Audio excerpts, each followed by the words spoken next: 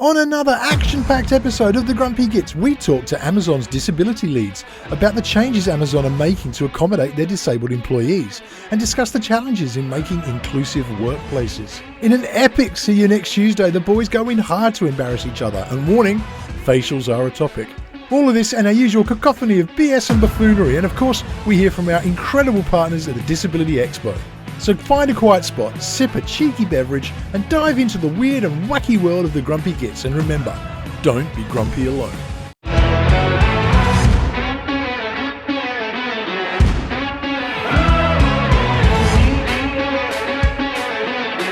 Hello and welcome to yet another episode of the Grumpy Gits. I am your glorious host, Adam Pearson, leading you to the carnage, chaos, and conversation that you come to know and love from our show.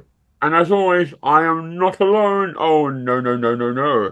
I am joined by three bastions among men, three legends in their own right, who I now consider friends, brothers, colleagues, dare I say lovers. You know, equality. Up first, his kids revere him, might steer him, Chris Lee Smith. How's it going? It's the start of the half term, mate, so not particularly well. I'm set for being on the Grumpy Gits this week. I'm miserable. What's your least favourite thing about half term?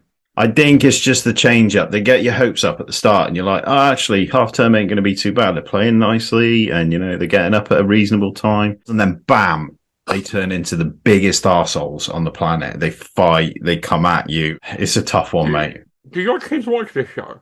No, of course they don't. Hi guys, I'm Colorado Rose you. Here's what I hate about half term. When the weather's good, young families start thinking it's okay to bring their kid to the pub with them. And I'm like, no, don't do it.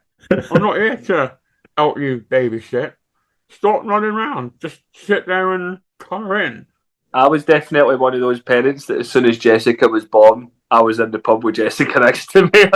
Doing the prayer, putting her to sleep while I'm having a beer. Have you ever seen a guy in a wheelchair drunk trying to push a newborn baby's pram back home for the pub? It is not fun. That's Glasgow, isn't it? That is Glasgow. There's a tradition, I don't know if it's actually a tradition in England, but in Scotland, when you have a newborn baby and you've got the buggy and you're pushing the buggy along, like it's tradition in Scotland where I'm from that if you see a newborn, you put like a bit of money in its buggy for it. I'm starting pushing on a pram for no reason. If that's yeah, man, exactly. Toys R Us the next day buying a doll, like get it in there. Yeah. But it's actually tradition, so I made a bit of money getting home, which was good. You paid for the night, basically. So I'm at balance. Kids in pubs, don't do it. Why? Go on, tell us honestly what's your big gripe about it? Because I would be one of those people that's got their kids sitting in the pub running around. They don't get his magic tricks, that's what it is. Oh no, you might find your children's bullshit cute and adorable. I don't. Be honest, Adam, it contrabands the restraining order, doesn't it? Yeah, if you want to take a kid to a pub 500 feet away. That's a hell of a restraining order, 500 feet, Christ. Yeah, that is close quarters. This isn't a school! This isn't a school! Just sitting there and the kid walks in and Adam going, fuck's sake, you're just walking off. This tape measure! It was immoral, but not illegal. Unwise. It was unwise, but not illegal. There were no parties. All the rules were followed. And up next, the thunder from down under. He is the Holly Willoughby to my name redacted, Duncan Cadburn. How are you, sir? I'm in the same boat as Chris. I got the surprise announcement. I should have known. It's in the school calendar, but one of those things that goes in at the beginning of the school year and you don't really check it enough. To find out my son's got 2 inset days following half term. So he's off till Wednesday. So I've got a week and a half. Love my son to death, and it's the death that's really starting to hit this week. For those who don't know, what is an inset day? So an inset day is basically a day that they all go to school and drink as teachers, and because there are no kids there, they can do that. I also like to drink without kids around, but Martin tends to suck it up for me. Why can't they train during the holiday. Like they get, because they don't have enough holidays, school teachers, do they? and they finish at 3. Mate, listen, I'm going to be honest with you right now. There's a school teacher less than 500 yards from us right now, man. And if you want me to get a decent night's sleep tonight, you will not say it. You will not say it anymore, because if you want to piss off a teacher, all you have to do is say that they're never in school anyway. That is like the number one. We are going pretty hard on teachers at the moment. I mean, this is from a place of hatred of having the kids at home. This isn't a. That's basically what it is. Hey, our paid babysitting isn't coming through. What? Oh, we've annoyed the teachers. What are they going to do? Go on strike? Because we haven't had enough of them this year either. I want to point out, I noticed that one of their Pokemon's missing. You have to go for a checkup. I bet he did. Was it an STD clinic? No, he turned prolapsed. He's replaced it next week with Squirtle. 1 second, boys. He's got him on the top shelf. Gets it down for special occasions. He's got a climbing hook as well. There it is. Squirtle. There we go. Gonna destroy you. He might look happy now. Oh man, whispering in his ear. And finally, representing the great nation of Scotland, Martin Dugan, how are you, my friend? I'm alright, mate. I'm the same as the guys. I've had a miserable week. The title Grumpy Gits definitely applies to us and this show today. I don't know, man. I'm just in one of those like weird flat moods where I'm just grumpy at everything. Like it's been sunny all week and that's not even been able to budge my mood. Have you noticed we passed that week? There's a week in the UK where everyone's happy. And it goes from everyone's miserable about how cold and wet it is to everyone's moaning about how hot it is. And there's that week in the middle that everyone's kind of happy. We passed that. Yeah, I never ever complain about how hot it is. I'm like delighted when the sun's out. I'm like, I love it. And the reason why I've been a little bit miserable is because like I've been up since 4:15 for the past couple of days, like working on news rounds. And I just think it does something to your brain.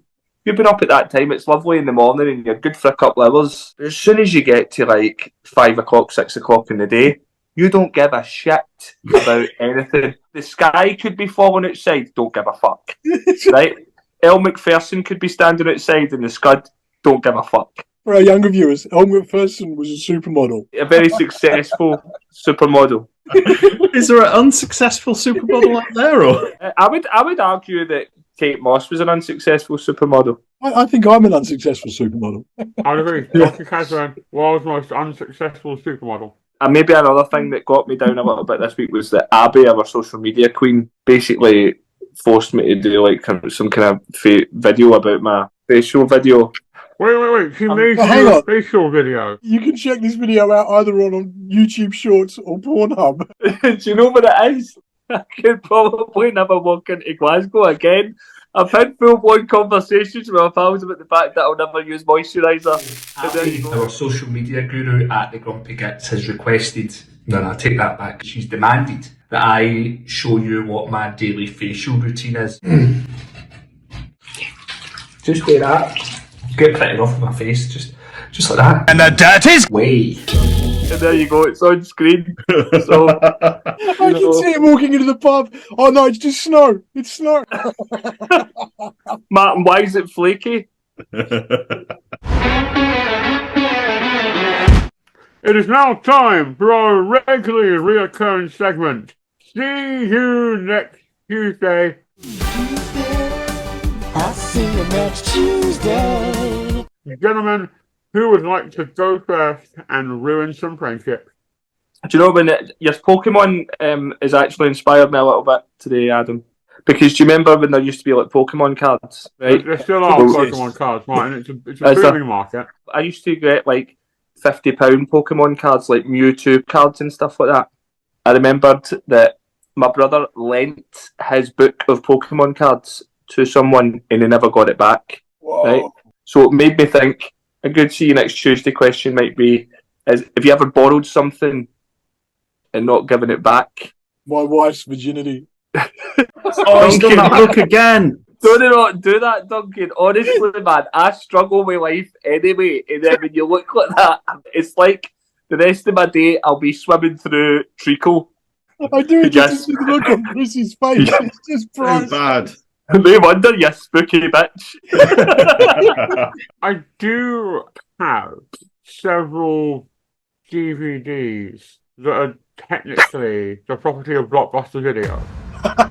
Oh man, I love this, Adam. This is like classic 90s kid stuff, man. But it's not really, you've kind of disappointed me a wee bit, I'm not going to lie. I thought there might be something a wee bit more kind of out there with you. I don't really like borrowing things. Never a borrower or a lender be, because it just causes Yeah. too much arsehole, and I hate having to chase people for things.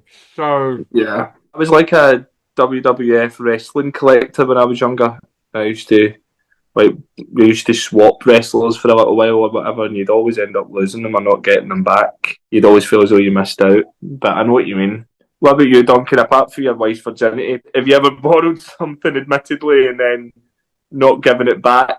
I got sprung on one actually when I was leaving Australia to move to the UK. I borrowed, and I couldn't even remember borrowing it. I had these folders full of X-Men comics that were like the first edition. It was like an alternate X-Men universe, and my mate lent them to me so I could read them. And I I'll get to that, yeah, and put them in the cupboard and completely forgotten about them. I was sort of halfway packing them. Hang on, they're mine. Oh, here you go. First edition X-Men copies. Just, Chris? I think mine was going back to when Ultimate Team came out with FIFA. It was either the first game or the second game. And my mate, we were into Ultimate Team, which was kind of like, making these hybrid squads, spending money on coins to get better players and all this other rubbish that EA do. And I remember my mate, he made kind of all of us jealous because he unpacked Cristiano Ronaldo. I asked him if I could borrow it with a kind of like swap transfer thing. And then I'd do the same back to him. And I remember having it off him, and then I avoided him constantly, so I didn't have to give it back. And just in monetary value, there's people that spend hundreds of pounds trying to get Cristiano Ronaldo with pack after pack after pack. Yeah, I kind of kept it and didn't give it back. So he's not coming back to you. He's not. He's not. Yeah, mine was like me and my younger brother. I think I was a slow grower. He's a grower and a shower. My younger brother. Just the thumbnail alone for this episode is going to get us cancelled. You need to give more context on you're a slow grower. Does it mean it takes you 45 minutes to get an erection, or does it? Bills for that now. This is cleaner than you think. So basically, there's 5 years between me and my younger brother. I'm older. And John, this comes back to John, and I'm not talking about this, it's a totally different issue. Basically, John developed the same size feet as me, but 5 years younger. Because he was younger, he used to get like the trendy trainers and that, and I was more interested in gaming and stuff like that. So he used to like have these nice trainers, and then when I wanted to go out, I'd be like, John, can I wear your trainers? And he was like, $5. And I was like, aye, whatever, mate. And then there was one time where he was like $5, so I gave him the $5, and he just never got his trainers back. These were like a pair of brand new Nike Air Max USA. Sorry, mate, there's absolutely no way you're getting these back. Right, who's next? What's the see you next Tuesday question you fear being asked the most? Oh my gosh. I don't know, because I would have already asked it just to put it to you guys. Yeah, but you always ask them, so you know to. Yeah, I know, that's what I mean. That's why I'm putting Most it of the on ones you. that I come up with, I'm scared of, and that's the reason why I put it across to you guys. The worst one was the picture on the phone one. That was the worst question I've ever been asked. I think the one that would put me in the most trouble is if someone asked me what to the nearest pound you spent on gaming, because I reckon I could have spent enough to buy a house. Genuinely, I think I could. My biggest fear in life is that my wife will sell my guitars for the price I told her I paid for them. Yeah. If someone was to ask me, what do you love more, your girlfriend or Lego? Doesn't end well. The crying girlfriend and a trip to the Lego store. It's all right. You just go to the Lego store, get her a Lego set bunch of flowers, and then give it to her. Yeah, she's not that kind of girl. She sees right through that. If I gave her flowers, she'd think I'd done something awful. Martin, what's yours? my biggest sort of feared question would be like, what would you sacrifice or what would you give to see Rangers win the Champions League? Oof, I like that. Yeah, Oh. that is legit for me. Like Amy, my partner already, she's pretty like used to the fact now that it's Rangers and then Amy in that order, and then maybe Jess, might be Rangers again after that, but it changes. You really didn't need to go into that much detail. That is genuinely a thing that if somebody said Rangers could win the Champions League if, and then it's like I worry about what I'd be willing to give up or what I'd be willing to do or say or try or whatever. Oh, just try. to see. Oh my God. Okay. What is your biggest beauty cosmetic mishap? You are so worried about these eyebrows. No. You Because are I've asked this for a so- This is reason. all I've asked about this the for a reason. eyebrows. Because I know Duncan's. Oh, you do know Cosmetic mine. You're right. beauty You do know mishap. mine. Oh, come on then, Duncan, get it out. This was the missus. I'm going to blame the Mrs. Fair and Square on this one. She convinced me I should dye my beard to get rid of the grey. So I did, and I got this light brown. But yeah, it'll look all right. And she's like reading it off. Oh yeah, you got to leave it in there for like 40 minutes or something like that. And I washed it out, and it was like dark brown. I looked like I should be selling pizzas. I've got it on good authority that it was jet black, and he did it off his own back because I didn't to know. look like Get that. you wanted to look like Steven Seagal. Ah, It honestly looks like it should be a mafia don. It was so bad. The worst part was having to explain to people because you go to see people you know. What the fuck have you done? The wife, you know. Keeps blaming Tracy. It's all down to Ugh. Let's take the focus off of Duncan for a second. Let's go with Martin next. So, Shaped a love heart or something, or what have you done? who on earth have you been talking to? Hook design. he got his penis straightened. Go on, Martin. What have you done? So, I've been grey-haired since the time I was 5. I'm like fucking Benjamin Button. So I decided when I was like, what age was I? Like 22, that I was going to dye my hair black and use Just for Men. And I'll show you, right, boys, I'm being serious, right? It was a Friday night. I was going to a mate's party, put the Just for Men on and that, and then put it on, and it was kind of like a moussey brown colour, like kind of similar to what it was supposed to, what it already was when I was 4. And it was fine that day. And then I was in bed that night, and I was like just scratching my head, like, oh man, like this is a nightmare. And then I woke up and I just had this like burn ring, like across, like the side, right, like this, right. So that was like the first stage of it. And then I went and played basketball, and I went into anaphylactic shock, right, and my face just went like out, man, to the point where I went into my mum's house and I thought she was going to faint. She was like, oh, for fuck's sake. Panicked, and I could feel it like going down to my throat and everything. I'll need to send you a picture because my mates put it up as their profile pic on Facebook at the time.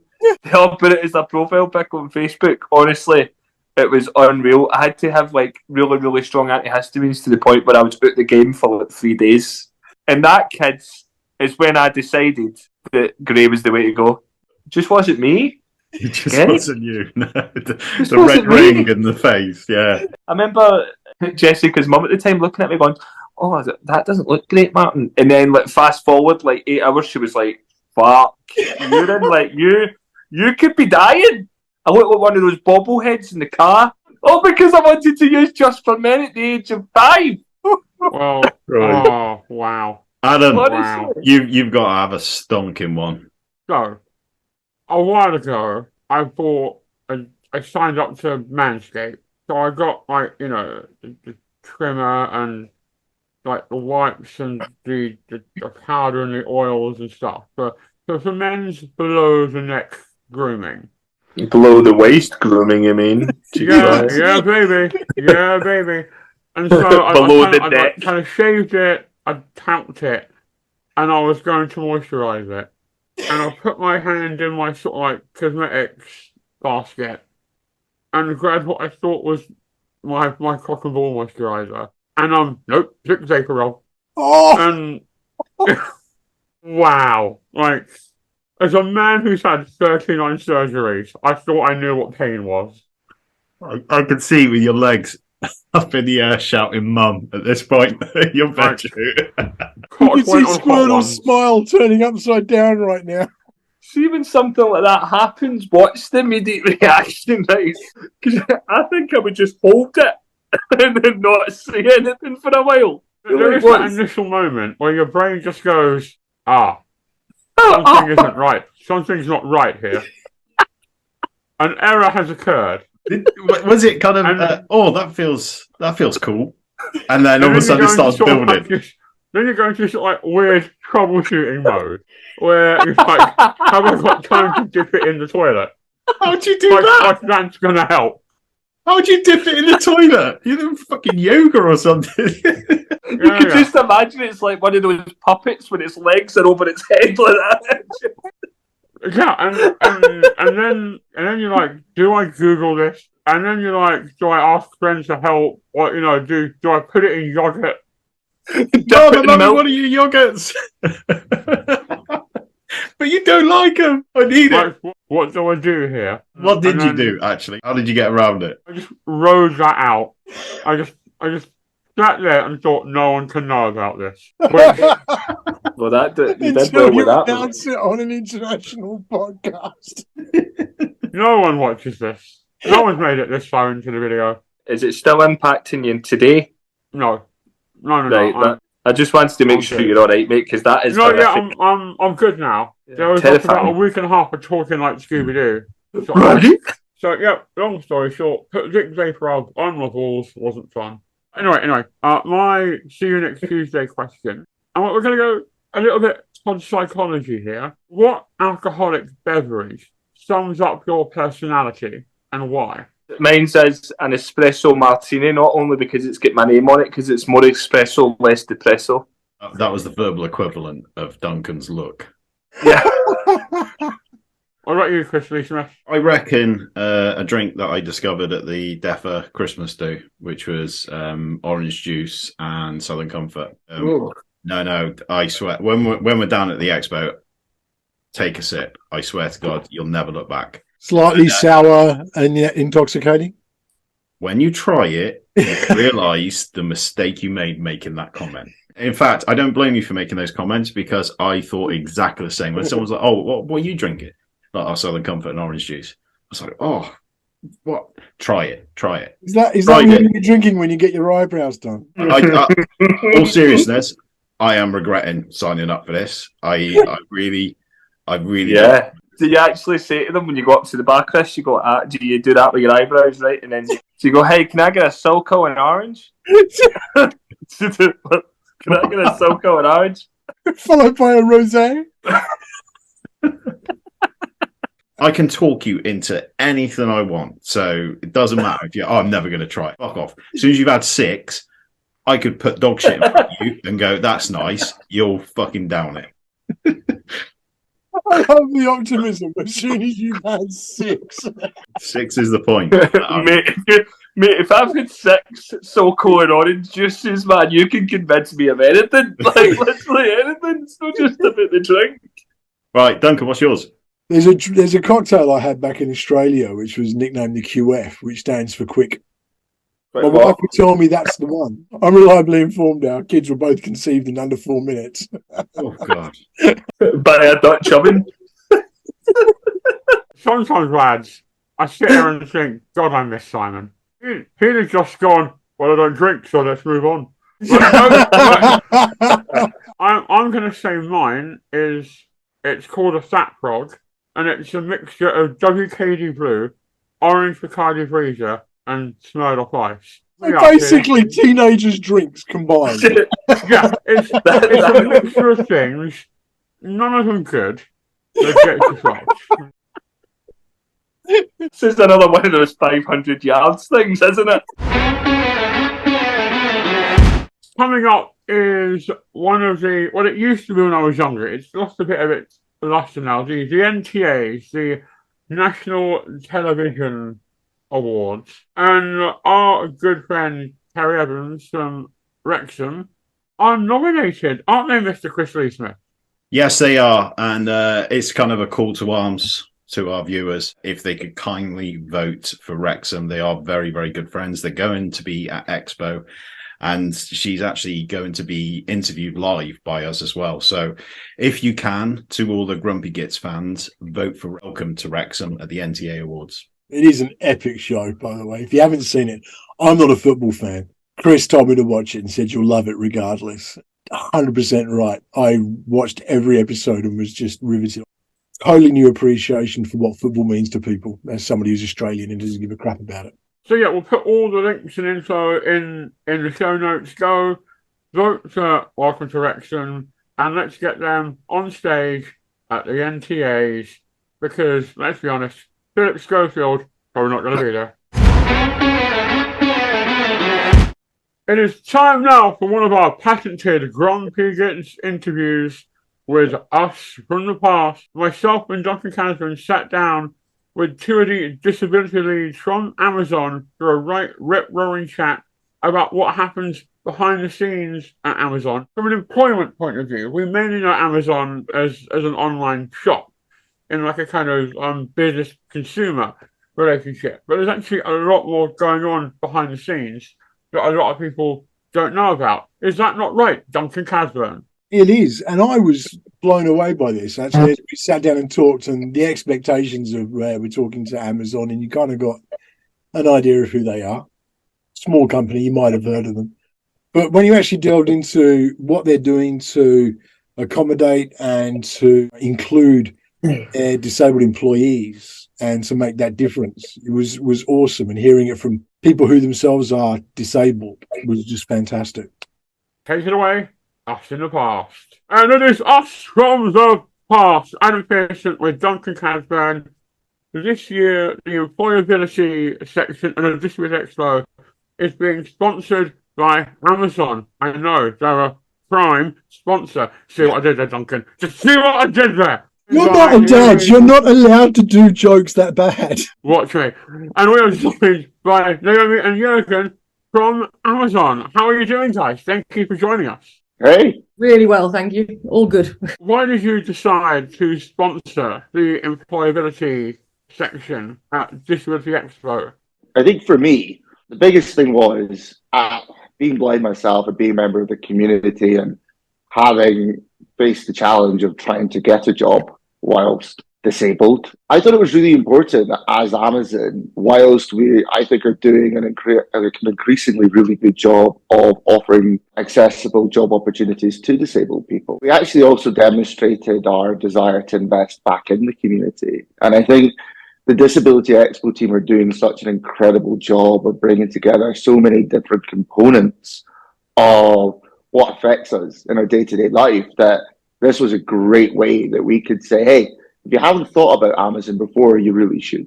It's really personal for you, particularly, Jürgen, because you're yourself, you are disabled, you have vision impairment. So it's something that really touches you. Yeah, without doubt. I mean, I lost my eyesight 4 years ago. So I literally spent my entire life let's be honest, without facing many challenges, if I'm being completely upfront.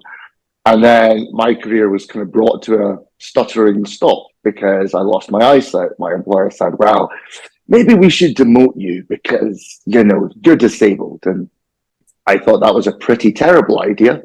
So I got a nice check and decided to look for a new employer. That's unbelievable. I've heard so many stories like it. Amazing that employers just treat it so badly. It's so nice to hear that someone like Amazon isn't playing that game and they're actually looking to improve this. What's it mean for you, Naomi? So from my side of things, I came to disability late as well. I was 37. So I'd been through my entire life feeling like the odd one out, not quite fitting in. I bounced career paths, and now looking back at it, I can see the ADHD career path going on there. Yes, I have been everything from a scuba instructor to a Norland nanny to an IT person, and now I sit in disability. When my daughter was born, we had a Norland nanny in the hospital. It was unbelievably hot. I don't know what the story was, but they cranked it in the middle of summer. They had the heating cranked. Everyone was just so uncomfortable. It was all for the babies. They need to be warm. but not the nanny passed out. No. From age. This is safe, isn't it? Yeah. Please go on. Sorry. Oh, no. So I came to all of this fairly late on. I was 37. I was diagnosed as autistic. I'm autistic. I'm ADHD. I'm dyspraxic. I'm hyperlexic. I also have 2 neurodivergent kids as well. When I joined Amazon, I actually joined in the tech fields and became part of our ERG, our Global Disability Employee Resource Group. And I sit as co-director for neurodiversity for that. And I was asked to join in the role I do now. So I now sit as disability inclusion leader for our stores group globally. So I look at strategy and inclusion across all of this, sort of as a never-ending constant, trying to make sure we're educating and teaching across a global scale on looking at disability language from a social model rather than a medical model, making sure we're bringing up the bar in countries where they're still a lot further behind in some ways, best intentions, but really not quite where we would think about things from a UK perspective or from a North American perspective. I want to ask from that because obviously autism is something that's very close to my heart. My daughter is autistic. Wife is very likely autistic but not diagnosed. And you were speaking there about the importance of language. I think that's something that gets so often missed. You're looking at what is the preferred language of actually autistic people rather than the medical side of things. I just recall it from the perspective of, I think it was Halifax who were changing their badges to reflect their personal pronouns. And there was a big backlash on it. But it's something that's so important. How are you bringing that into Amazon? It's a conversation we have which actually discusses the fact that it's personal choice. At the end of the day, it's also about a personal choice piece. So myself, I prefer to use the terminology I'm autistic because I prefer to see it as part of my identity. At the end of the day, my brain is my brain. I see the world through my brain. I interact with the world through my brain. But I can't change all of that. I can't take it away. I can't do anything to make any difference there. And I wouldn't, quite frankly. So being autistic for me is that piece that says I am autistic. However, a lot of the community don't necessarily choose that. A lot of the community won't necessarily use the disability label as well. So it's a very much a personal choice. And what we always talk about is echoing the language somebody uses back to them to actually make sure you're hearing what they use, or you're hearing what the community of person is using, and then saying, okay, that's your language. I will choose to use that for you. And also asking, at the end of the day, just ask the question. You know, most of us in the disability community are happy to go, here's the answer. This is what I prefer. Why do you think a lot of companies don't do this? Because I've sat in many meetings with many companies where I've said exactly that. And they all go, like it's some kind of revolutionary idea. Oh my word, yes, respect disabled people. Why didn't we think of this in 1995? It's amazing, right? Yeah, and where do you think all that sort of comes from? Honestly, the reality is that most non-disabled people don't think of disability as a protected characteristic. Like, they're familiar. Over the last 20 years, we talked about gender, then we talked about race, then we talked a little bit around sexuality, and we'll dabble into different other areas. But disability, like, still for the majority of companies, if you go and say to them, hey, how does disability fit into your diversity strategy? They're like, what are you talking about? We've said this on the show so many times, is that ability seems to be the one remaining ism that's still allowed. I have a slide titled, Disability is not a bad word. Yeah, 100%. I do it all the time when I do talks. Like, everyone on 3, disability. Say it with me. 1, 2, 3. Disability. Then they all do it, and I'm like, oh, great. I'm going to say, I mean, we spoke with Kerry Evans, who's the Disability Liaison Officer at Wrexham, just a couple of shows ago, and it was incredible hearing her story. And I think it's so interesting that it seems to be that there is this undercurrent of actually becoming less ableist as a society, and it's being led by, sadly, only a few. But inclusion's becoming a bit of a buzzword at the moment. But it's almost sad in the fact that we were talking to Chicken Shed as well, and they were saying it's kind of sad that it has to be a thing at the moment. Why isn't it just part of everyday life? When you go into this kind of stuff and the changes that you're making, are Amazon receptive to it? Have they been really open to? The thing with Wrexham was that it was like, here's a section, you can make a quiet zone, you can do a sensory zone in there. They organise loads of stuff like buses for disabled people to be able to go to away matches and stuff like that. How have Amazon been in receiving your ideas and input?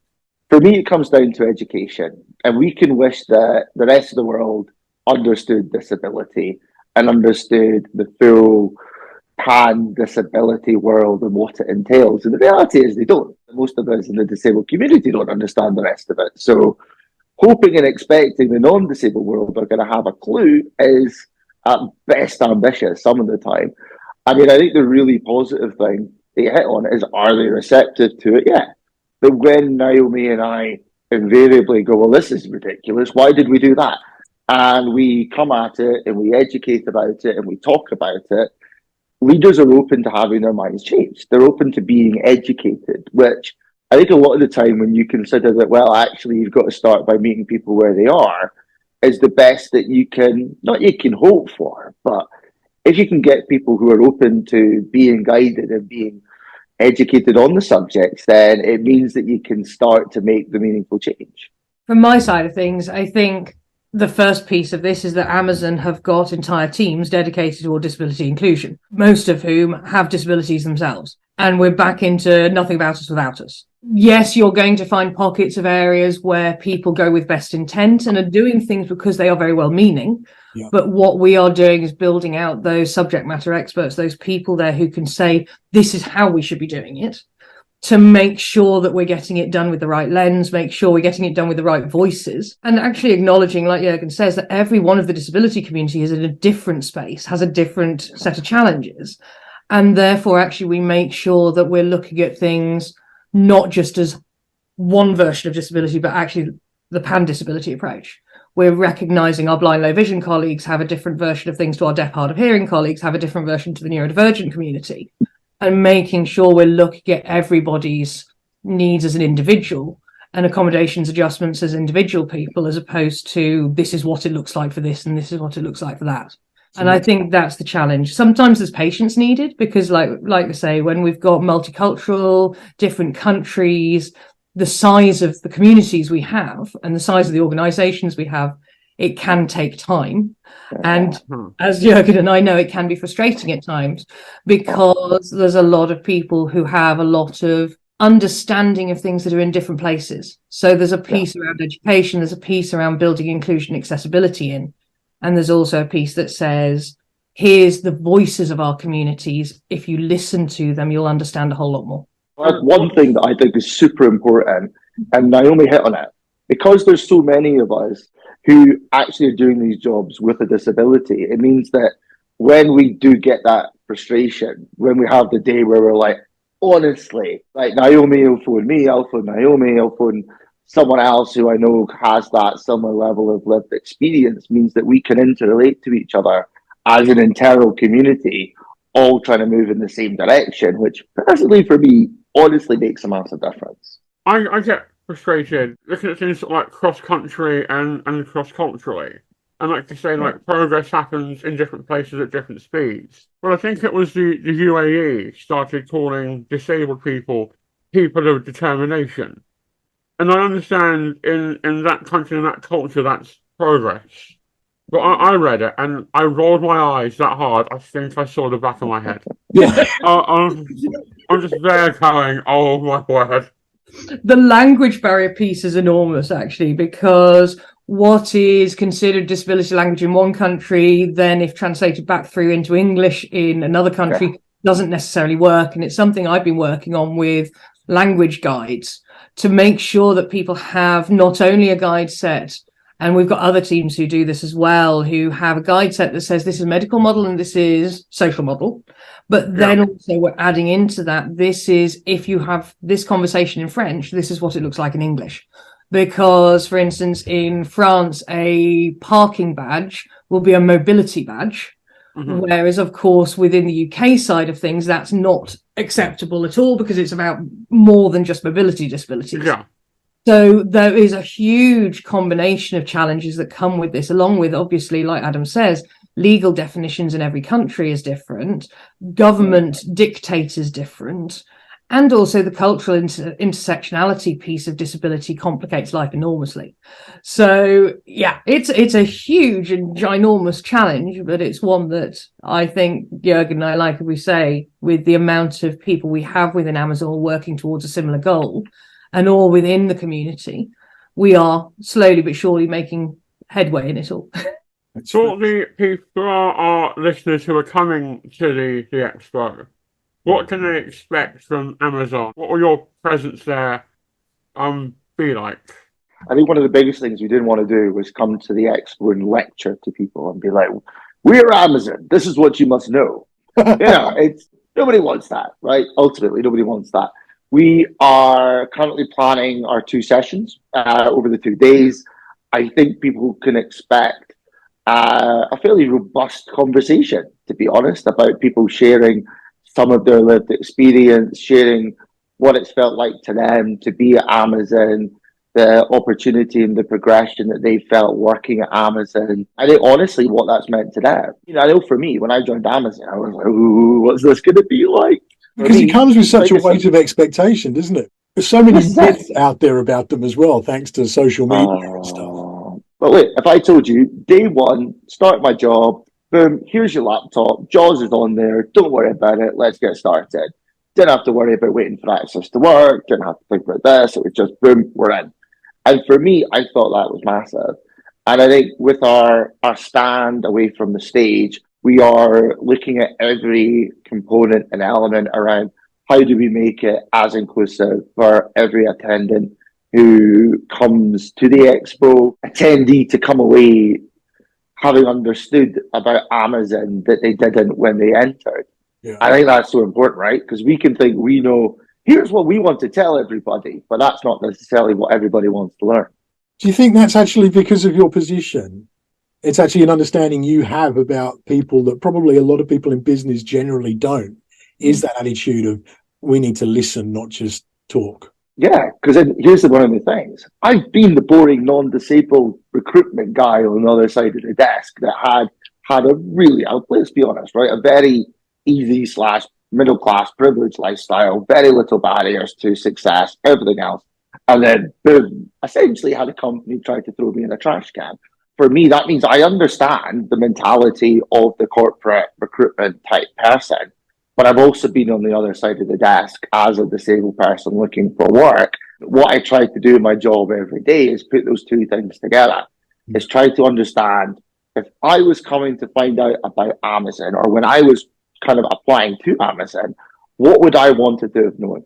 What do disabled job seekers not know about Amazon that they should? Do you want to add anything to that, Naomi? Or I think Jurgen's covered it fairly well. I think the only piece that also comes into it is actually explaining to people about how much we've got going on internally from a disability perspective. People don't necessarily hear all of the things. We're an enormous company. Yeah. We stretch across over 40 countries. We've got over 1 million employees across the globe. And so when people think about Amazon, they think about their deliveries, but actually, we've got so many other organizations, so many other areas of the business. Within that, we have thriving communities with our employee resource group who then have subgroups. So we have, for instance, the neurodiversity group that I sit with Bettina Thompson on, where we've got a good few thousand now employees all sitting in chat rooms, talking to each other, reflecting together, supporting each other. And you'll like this one. We have the traumatic brain injuries group who have self-named themselves headbangers. Yeah, I'm there. This isn't what I thought. How is that not an HR conversation waiting to happen? Right, if they are choosing that label for themselves, it is their choice. Self-determination, Adam. Come on. And we've got all of this built through. We've also got, we have education, we have videos running, we have Neurodiversity and Autism Acceptance Month every April, which we run across the global side, where we have outside speakers coming in constantly. We've got Global Accessibility Awareness Month, where we run a full month of programming for that as well. We have a huge amount going on within the internals, along with teams who actually are there purely for accommodation. So we have a disability leave services team who support for the accommodations of folk coming in. We have a team who support folk interviewing. So we've got the accommodations team for the interviewee side of things as well. So we have all of these component parts, which a lot of companies really don't have. You are going to be at the Expo on the 6th and 7th of July at Excel London. We can't wait to see you guys there. Do go check out the Expo, do sign up, and do go check out the Amazon stand and listen to the 2 panels that they're running. The links will be in the description. Guys, I can't thank you enough. It's been amazing. And if you haven't heard of Amazon, I think they've got a website. Go check it out. So, Jurgen, Naomi, thanks again. Can't wait to see you in person on the 6th and the 7th. And now I'm going to hand back to us in the future. Woo! So, there we go. So, question land. I'm going to come to Chris and Duncan. As people who have kids who are one day going to be part of the labour force, does it make you feel more optimistic for their future, knowing that there are companies like Amazon who are already thinking about these kind of things and putting steps in place to make workplaces more inclusive for disabled professionals? It does, but it's a little bit hard to kind of get excited. I don't know how it is for you, Duncan, but it's a little bit hard to get excited about it just yet. It's a great sign. But when I look at my son, it's hard to see him as an adult. Certainly at this present time, it's difficult to see how he's going to change and how he would be kind of accepted in the workplace. Like I said, all the signs are great that things are being done, but it's just difficult in my personal circumstances to get excited. I don't know if he's ever able to get to a stage where he's going to go into employment. I'm sure he will. I'm sure I'm just a worrying parent, but it's difficult to see that stage of his life. I think for me, having spoken particularly with Naomi, because Naomi herself is autistic, she's more to the point, she's a PDA, which is obviously what my daughter, that's her profile within the autism spectrum. Knowing that she's got a place, that Naomi has a place that she fits in, that she's able to have an impact, that was particularly encouraging to me.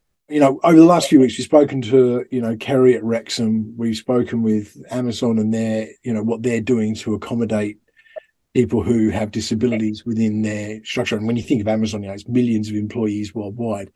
I actually think it's really cool. But actually, it's a fraction of the, the global workforce. And I think what really hit me was, in a sense, I feel really privileged that we're in the UK and this stuff is coming to the fore and people are starting to pay attention. I wouldn't want to be in some of these other countries where it seems so limiting for your potential. And I think that's what really hit me, was the adjustments they have to make as a worldwide, a global organization, and having to balance those sort of things. And I think the points you made, Adam, in that, and the way people phrase it overseas for different disabilities and stuff, it was almost, you were prepared to cringe just hearing it. I think that Amazon doing this is a really big thing. And I think that if Amazon can do it, if Wrexham can do it, hopefully we're going to see this starting with other companies taking on that mantle and taking it forward. So it does give me hope for my daughter, yeah. Martin, we both work with some quite big, global companies in the media space. Why do you think, particularly with disability and inclusion, there's such a lack of, willingness to progress? Because to me, it's quite far behind its other counterparts in terms of protected characteristics. I think that when you're a bigger company, so I can only speak from experience really about maybe with the companies that I've worked for, I've got an opinion on maybe why the other companies might do that. First of all, on the Amazon thing about what they're planning on doing for the future, I know that Chris, you said that it was difficult as a parent to imagine sort of what your child's going to be like when they're older, but actually it's quite hard to imagine what a company's going to do in the future and what that's going to look like, what these changes are going to look like, because let's be honest, if we're looking at it from maybe a BBC point of view, when I worked at the BBC, is that the BBC have been saying that they've been trying to get disabled people in front of camera and behind camera for 10 years, and nothing ever seems to change. It's been the exact same numbers. The numbers haven't gone up, and that's not just a BBC thing, that's a media thing. And if I look at the newsroom, for example, BBC is a big corporation, but a lot of the things happen is because, I say it's because of three main things. Number one is that people don't think that disabled people, the people that are in charge, like executives or CEOs or bosses, or the people that hold the keys to giving you a job, don't think that disabled people can handle the pace that they're operating at. That's the first thing, right? Secondly, they think that disabled people cost more money. This is the main thing. They think disabled people cost more money because they would have to make adjustments, or they would have to, change the way that they do things in order to allow only one person in their eyes to fulfill that job role that they need. The last one's the most important one, and it's got to do with communication. Whose responsibility is it when you're talking to big companies and you're going for a job, is it the employer's responsibility to set the language and the blueprint as to how you're going to progress as a disabled person within that company? Or is it the disabled person's responsibility to set the boundaries and set the blueprint for that company to be able to work with you well? Communication is the biggest problem, I think, because as soon as you walk into an interview with a disability, there's been cases that I've heard of people going going for interviews in big corporations and they've not disclosed the fact they've got a disability, or they need a lift, or they need a ramp, or they need certain things. And then they turn up to an interview and the people that are interviewing them aren't prepared, or they have got the job, and then when they get to the job, people don't know how to approach them about how best to facilitate them, either when it comes to the equipment that they might need, the language that they want to be used, but they want their fellow workers to use when they're around them, and how they think they can fulfil their role to the best. It never happens. The disabled community expects the employers to know, and the employers expect the disabled community not to be able to do it. And I think those are the main reasons why there's a massive breakdown, and you never ever see people with disabilities in those top jobs or anywhere near. It feels like this weird, almost Mexican standoff where the disabled community are going, well, it's not our job to help fix a problem we didn't create. Why should we tell people what we need? Because who else will? Yes, that's always been it, isn't it? Disability Twitter, sometimes I want to throttle it with my bare hands like a child in a pub and go, grow up! Adam, you're absolutely right. If one disabled person walked into an interview, didn't disclose what they needed for the interview, or if one person walks into a corporation and expects everybody to use the correct terminology for their disability, that, by the way, is actually a subjective matter anyway, and then it doesn't work out for whatever reason due to a breakdown in communication, that affects us all. One little experience on both sides, and that's it. It'll take us ages to recover that. It's why I make a point of being really generous with my time and my communication and what have you. Because I know, even though I'm just one disabled person, people will use their interactions with me to form the basis of their knowledge and interaction across the whole board. Yeah. So if I create a bad experience with them, that's going to be the standard they'll use interacting with other disabled people who aren't me. Yeah. Which is why I'm always really conscious that even though I shouldn't be, and in reality I'm not, you almost have this weight of representation put on your shoulders that you've got to sort of represent the community. Exactly, and it was like that thing when I started at Newsround. I knew that the first thing that people would judge me on, oh, look at that guy in the wheelchair, but then what happens is that once you become a familiar face, they say, oh, it's Martin. The visual representation's there, that you can't deny the fact that I can't deny the fact that I'm in a wheelchair, and I know that that's the first thing that people are going to see. So it's my job to show people, actually, because once they talk to you for more than a minute, they'll realise that you're just actually a normal human being. The amount of times in daily life that I have to bite my tongue because I understand that when it comes to work and when it comes to representation, that if I say something or if I do the wrong thing, it impacts on everyone. I think that's universal, especially, as a parent, because you get that whole thing within soft plays and, you're taking your kids out.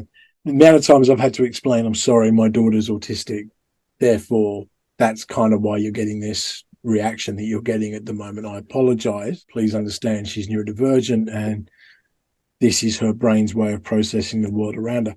I've got to say 99% of the time when you actually come with that explanation and you're actually calm, patient and understanding, people are, I completely understand. And 99% of the time they'll tell me that, oh, my sister's got a cousin who's had a kid who's autistic, and you just get the whole sort of, that would be right on people do that. One time I explained my condition to a lady who asked, and then she just looked at me and went, interesting. I have a friend who's a dwarf. And I'm like, great. Well, introduce me. I'm sure we'll get on great. Do you think there's a lot that go out there for the gotcha moment? There is an actual kind of, I don't want to communicate with you to improve things because you're not aware, but I want to roast you. I see That's that Just a for the lot. sake. There's a lot of people that are judge, jury, and executioner who Yeah. have no interest in a conversation or working with people to improve things. So I think there's a lot of gatekeepers. They go straight Yeah. to Twitter and go, "Mah!" This is why I think the disability activist, being an activist for disability, is such a dangerous thing. It's not that simple. I've got cerebral palsy, and there's not two people in the world with cerebral palsy that's got it the same. How can you be a gatekeeper of something when you don't understand the person that's got the same condition as you?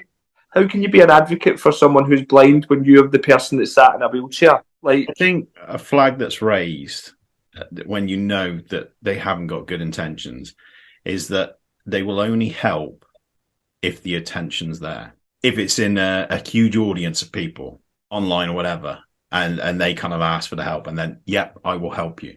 But if it was done behind closed doors, yeah, I'm not fussed. And that's what I was so impressed with Naomi and Jurgen from Amazon, was that that's kind of what they're doing behind closed doors. Yeah. They set up all this stuff, and what I really liked was hearing Naomi talk about the fact that that they've got this group of people who've got brain injury who call themselves headbangers. That was just genius. I just love that. Yeah. But the fact that the instructions she's giving out, the advice that she's doling out to Amazon employees is listen to what the other person's saying. If they're autistic and they identify as autistic, not having autism, yeah, put that back.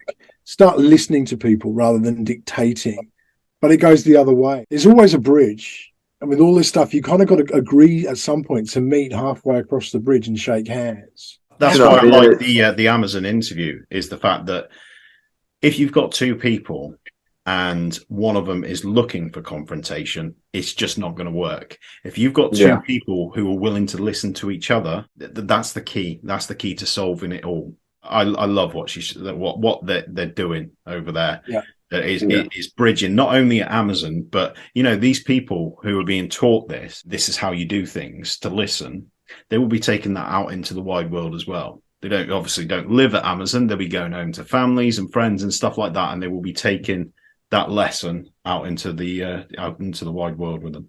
And the good thing is, Amazon are going to be at the Disability Expo. I believe that they're sponsoring the employability zone, and that is the topic of today's Disability Digest with our good friends at Disability Expo.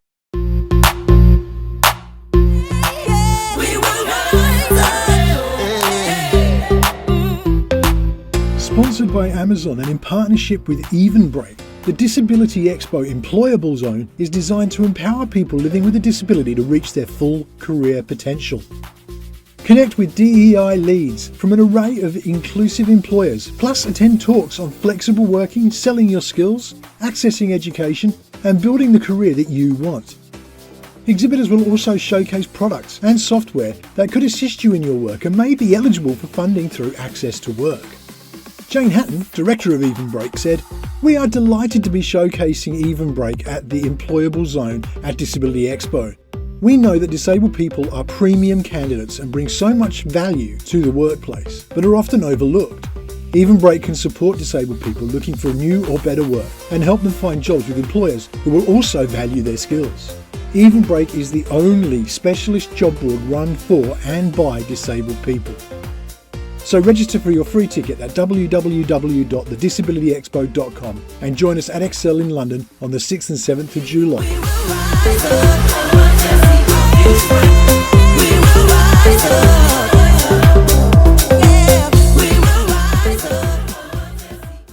So there we go, July 6th, July 7th at the Excel Centre in London, Disability Expo.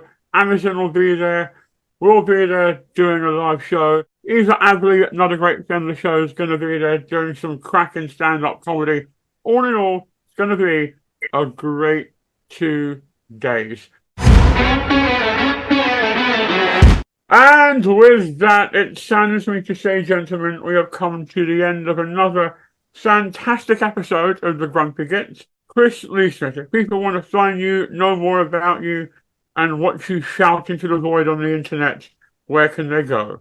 They can find me on Twitter and Instagram at The Real Grump Dad. I will warn you, I've fallen into this weird food showing off dishes on my Instagram. I don't know what's happened. It's like that person that gets shoved into a room and suddenly starts working for a company he doesn't work for and panics and does it anyway. So, find me there for food stuff that I didn't even want to do. And Duncan Casman, if people want to see how your half term's going, where can they do so? You can find me at PDA Dad UK on pretty much any social media platform. And Martin Durgan, if people want to follow your pan-pushing drunken escapades, where can they find you? On Twitter, it is Marty Dugan 2012. On Instagram, it is Martin Dugan 11. And you can find me on the Twitter space at Adam_Pearson and on the Instagram at Adam_Pearson_TV. It's because I'm off the telly. So, on behalf of me, Adam Pearson, him, Chris Lee Smith, him, Duncan Casman, and him, Martin Dugan, thank you for joining us. Love you all. Like, comment, subscribe, share, and above all else, don't be grumpy alone.